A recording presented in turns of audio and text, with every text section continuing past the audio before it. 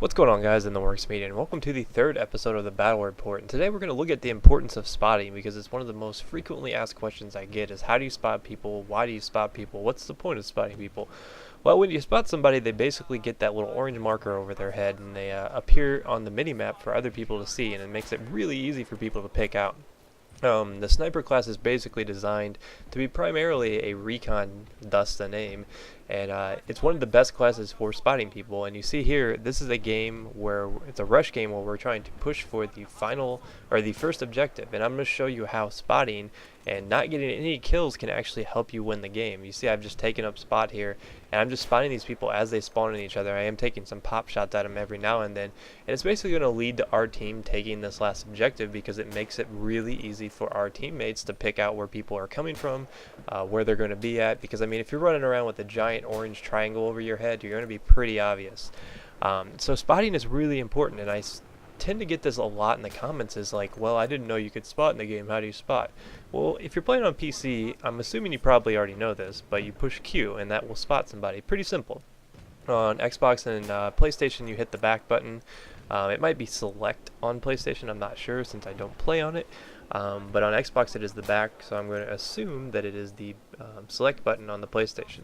So it's really easy, you just pick your target. I will point out that if you spam it a lot, it will not register if you just keep sitting there hitting it. So just be smart about it. When you see somebody hit back, a lot of times if there's a lot of people grouped together, it'll mark all three of them. Sometimes you'll mark up to 4. And I'm going to show you guys another really useful piece of equipment that can help you guys win games and basically spot people for your team and your squad in general, because spotting is very important in this game, much more so than it was in Bad Company 2 in my opinion. It just seems like it's such a big factor in this game, and if you don't do it, you're going to get steamrolled. And you see we won that game without me even killing anybody. But right here is a game where I was playing with a squad, and we basically found out that the entire team was camping. And they were just crawling around in bushes on the first base of Operation Metro, so I'm like, alright, you know what, it's MAV time. So you swipe out the MAV, and the MAV is basically this little portable thing that flies around in the air and you can spot people.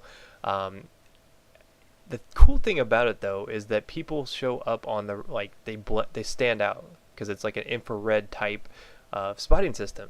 So if you see people running around the bushes, all you have to do is hit back on them and they'll show up on the radar for everyone else. So what you see here is I'm finding these guys that are just crawling around in bushes for my teammates, and they're mortaring them. They're sniping them, they're mortaring them, they're shooting them, whatever you do to kill people, and it's really useful. I mean, look at all these points I'm getting, and I'm going to finish this game 1-4 with over 1,000 points without even killing someone.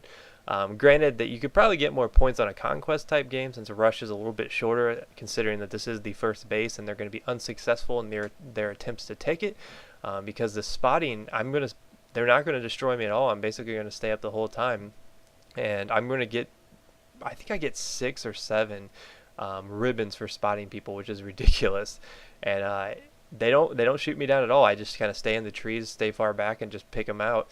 And it makes it really easy for your team to basically take an objective. There's really not much to this. It's probably one of the most useful things you'll ever do in a Battlefield game, especially if you're running in a good squad and the squad is cooperating.